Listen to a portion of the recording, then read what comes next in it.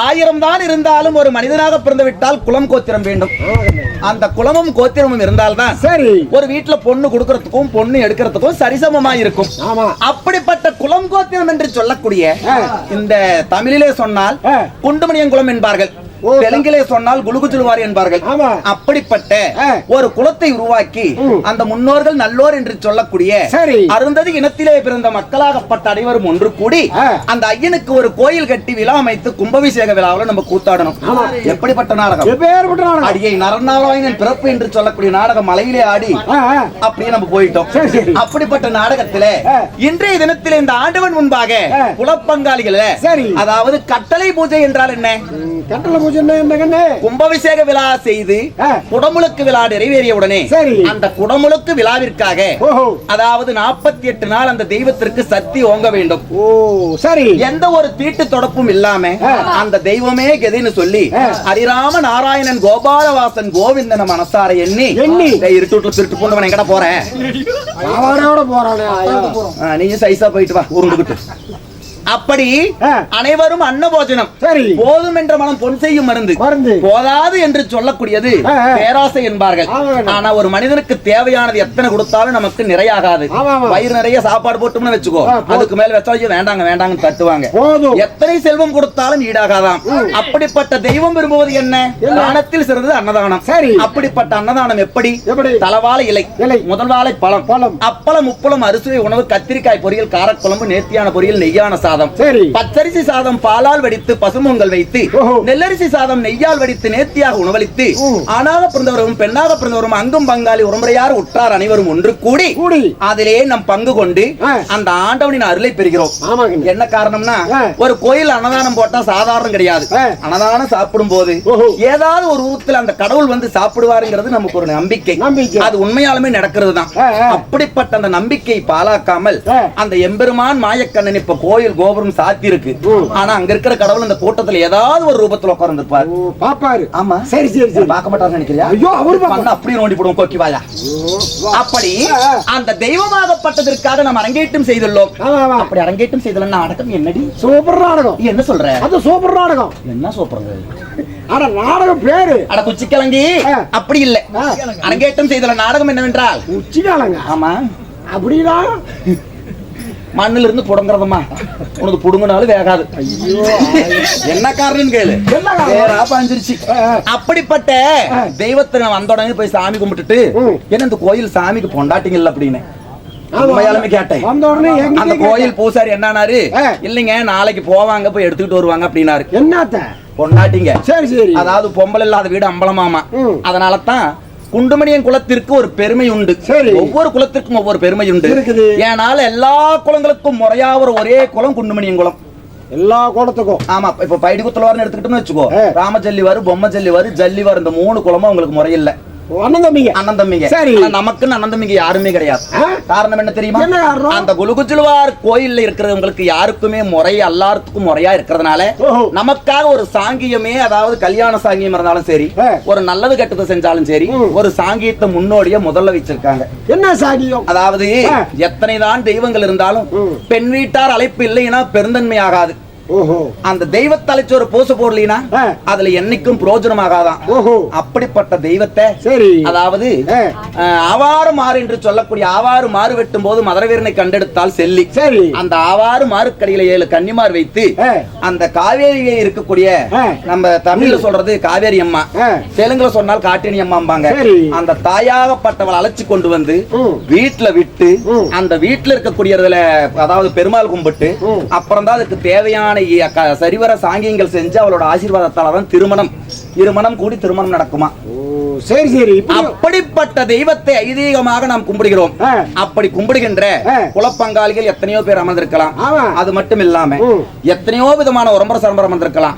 ஏதாவது ஒரு சண்டை கேலிக்கும் கிண்டலுக்கும் பேசினா கூட என்னம்பாங்க, எங்க குலம் ரொம்ப வசதி, மணியன் குலத்துல நாங்க ஒரு சாங்கியமே எக்ஸ்ட்ரா செய்வோம், உங்களை அப்படி சொல்லுவாங்க இப்படி சொல்லுவாங்கன்னு சொல்லி தமாசுக்கு தான் சொல்லுவோம்.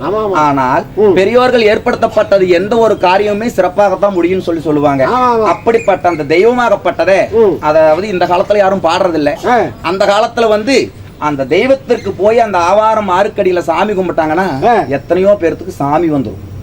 சரி. அந்த சாமி வரது இல்லாம அந்த பொங்கப்பானை கீழே உழுவாம கொண்டு வந்து வச்சு சாங்கியம் பண்ணாதான் அந்த தெய்வத்துக்கு நிறக்குமா. சரி. அந்த தெய்வத்தை கும்பிடுறதுக்கு எப்படி வயதான பெரியவங்க பெண்கள் 3 பேர் சேர்ந்து அந்த தெய்வத்தை கூப்பிடுவாங்களாம். அப்படி கூப்பிடும் போதுதான் அந்த தெய்வம் வருமாமா. அப்படிப்பட்ட தெய்வத்தை நான் கும்பிட போறேங்க. கும்பிடும் போது அந்த பாட்டு தெலுங்குல தான் இருக்கும். நீங்களும் மனசார அந்த அம்மாவை வேண்டிக்கோங்க. கும்மி அடிக்கணும்னு நினைக்கிறவங்க வந்து கும்மி அடிங்க.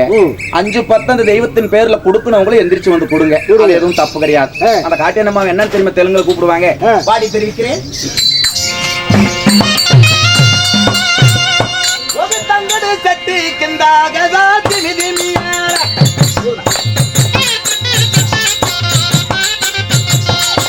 ஒரு தாளமட எத்தி வச்சி திமிதிமியார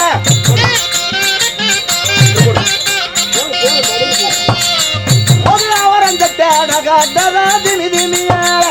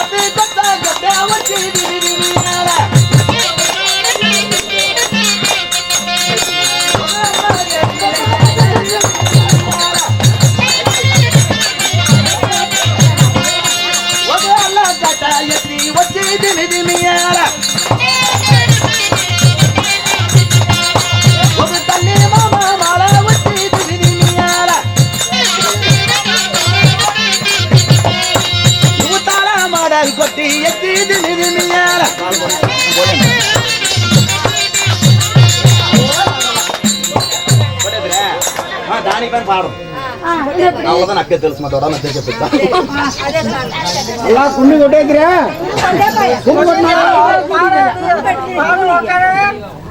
கூலி காவலா అలా సోమురు ఉండాలి அப்படிப்பட்ட இந்த தெய்வங்களுக்காகப்பட்டது जाओ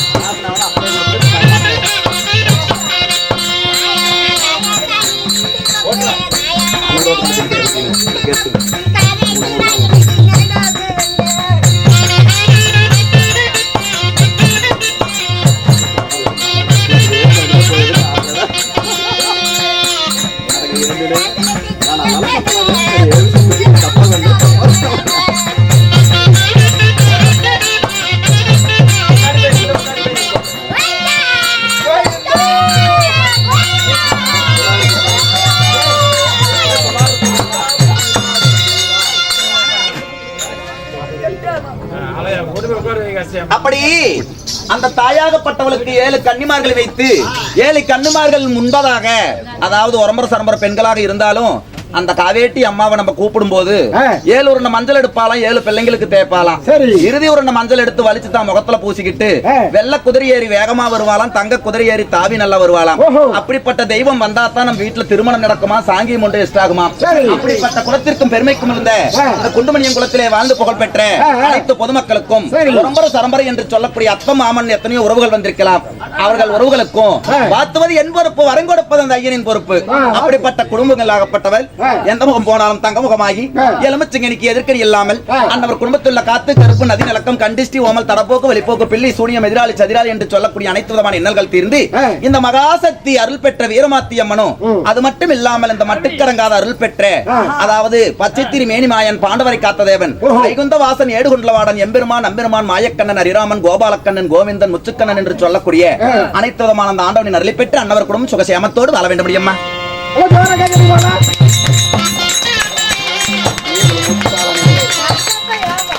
அம்மா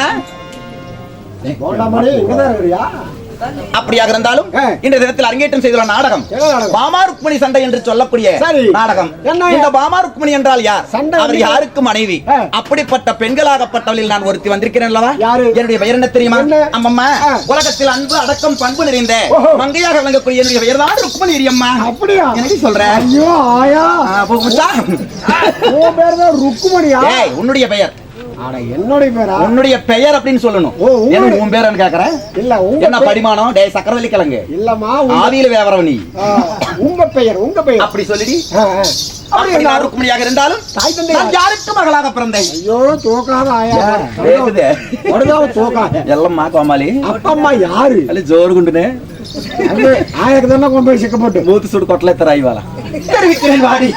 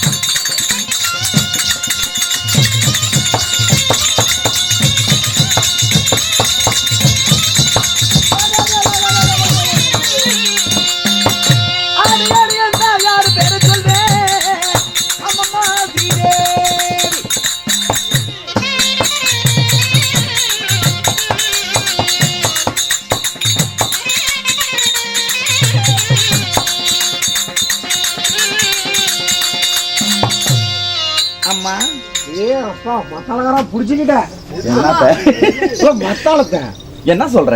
ஆமா நல்லா புடிச்சுக்கிட்டா நீ வந்த உடனே. அம்மா சரி அப்படி இருந்தாலும் அப்படியா இருந்தாலும் போகும் மச்சான். நான் யாருக்கு மகளாக பிறந்தேன் தெரியுமா? யாருக்குமா? அடியை செங்கமலோ, நான் பீஷ்ம மகன் என்று சொல்லக்கூடிய மகாராஜாவிற்கு எதிர்ப்பு தேசத்தை ஆண்டு வரக்கூடிய மகாராஜாவிற்கு நான் ஸ்ரீதேவி அம்மைக்கும் செல்லத்து மகளாக நான் பிறந்தேன். ஸ்ரீதேவி அம்மைக்கு செல்லத்து மகளா பிறந்த அப்படி நான் பிறந்திருந்தாலும் கூடி பிறந்தோர் கூட்டுப்பால் உண்டோர், சேர்ந்து பிறந்தோர் செல்லப்பால் உண்டோர். யார் தெரியுமா? உங்க கூட பிறந்தது. ஐயோ நீ என் கூட பிறக்க மாறு கூட பிறப்பா? அடியே ஆயா உங்க கூட பிறந்தது இருக்குதுங்க. ஐயோ கலிக்கின்ற துடுப்பே. அம்மா யார் பிறந்தாங்க? ருக்மான் அரசருக்கு நான் செல்ல தங்கச்சியாக நான் பிறந்தேன். அப்படி பிறந்த உடனே என் அழகில் பார்த்து ஆசைப்பட்டு என்னை மாலையிட்டவர் யார் தெரியுமா? என்னை மணந்தவர் தான் யார் என்று தெரியுமா? மாலையிட்டு உன்ன மன்னவன் யாரு? அடியே இந்த பூவுக்கும் பொட்டுக்கும் சொந்தக்காரராக விளங்கக்கூடிய எங்க வீட்டுக்காரரோட பேர் என்னன்னு தெரியுமா? வீட்டுக்காரர் யாரு? நெசமாலும் தெரியாதா? வாடகை வீடா இல்ல சொந்த வீடா? வாடகை வீடா இரவு வீடா? பட்டா போட்டதடி. அப்படியா? நீ ஏன்டா நெட்டிக்கிட்டு தெரியல? யாரு உனக்கு பட்டா போட்டது? யாரு? யாரு போண்டாமணியா? அம்மா என்னை மாலையிட்டவர் யார் என்று பார்த்தால் உன்னை மாலையிட்ட மன்னவன் யாரம்மா? என்னுடைய கணவர் யார் என்று பார்த்தால் வைகுந்தத்தை பொற்பிடமாக வைத்து ஆட்சி செய்து வரக்கூடிய அம்மம்மா, உலகத்திற்கெல்லாம் பிரபஞ்சத்திற்கெல்லாம் மும்மூர்த்திகளில் ஒருவராக விளங்கக்கூடிய எம்பெருமான் மாயக்கண்ணன் இந்த அழகான மங்கையை மாலையிட்டார். அடி அம்மா.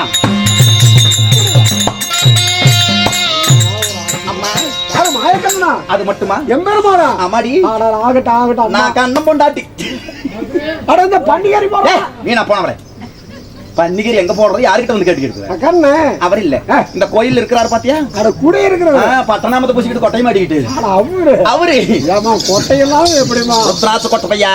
சரி சரி. அப்படி அந்த மாயக்கண்ணை மாலையிட்டு இருந்தாலும் என் கூட ஒரு ஆம்பளை தான் பிறந்தான்னு நினைக்கிறியா? இருந்தாலும் என் கூட பிறந்த அக்காவாகப்பட்ட ஒருத்தி இருக்கிறா. அப்படியா? கூட பிறக்கல, இருந்தாலும் கூட பிறந்த மாதிரி நாங்க அப்படி வாழ்றோண்டி. இருவர் ஒருவரை மாலையிட்டோம். அக்கா பேர் என்ன தெரியுமா? சத்யபாமா. ஓ சத்யபாமா. சங்கூதன பெங்கல்ராமன் அவர்கள். அப்படிப்பட்ட சத்யபாமாவை நாங்கள் மாலையிட்டு அடியை செங்கமலம் ஜகத்தோடு நாங்கள் இருவருமே என்றுமே ஒன்றாகத்தான் இருப்போம்.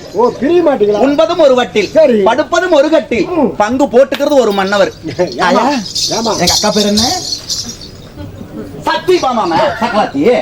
ஐயோ செட்டு பண்ணு அலசப்பு செட்டு பண்ணு திமிச்சியா போங்க. அப்படி நான் சத்யபாமாவை இங்க பாரு.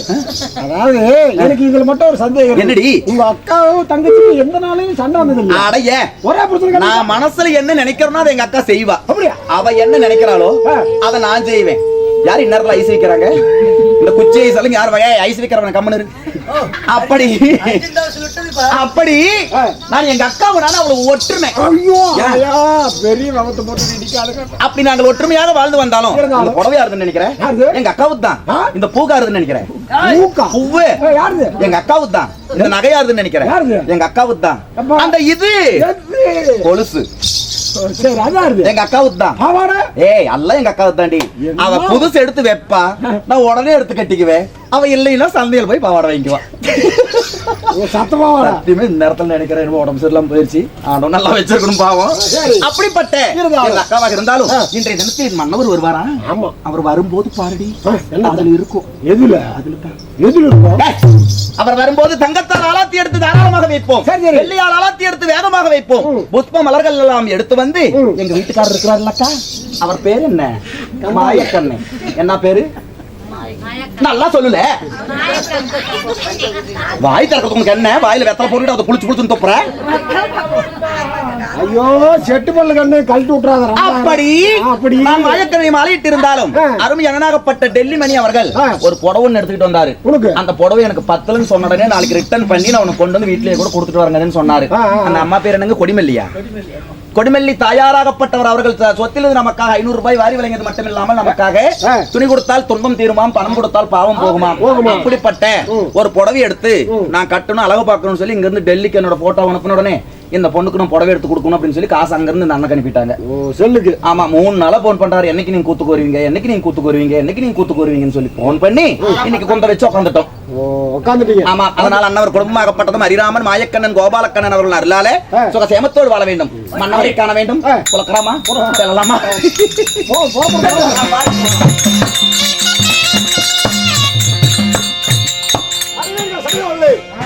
நிச்சயமாகத்தானே இவ்வளவு நேரம் நீங்க எதிர்பார்த்துட்டு அவளோட காத்திருப்பீங்க. நம்ம குலதெய்வம் எப்ப வரும்னு. அதே குலதெய்வம் இப்ப வருகிறார் வந்து கொண்டிருக்கிறார்.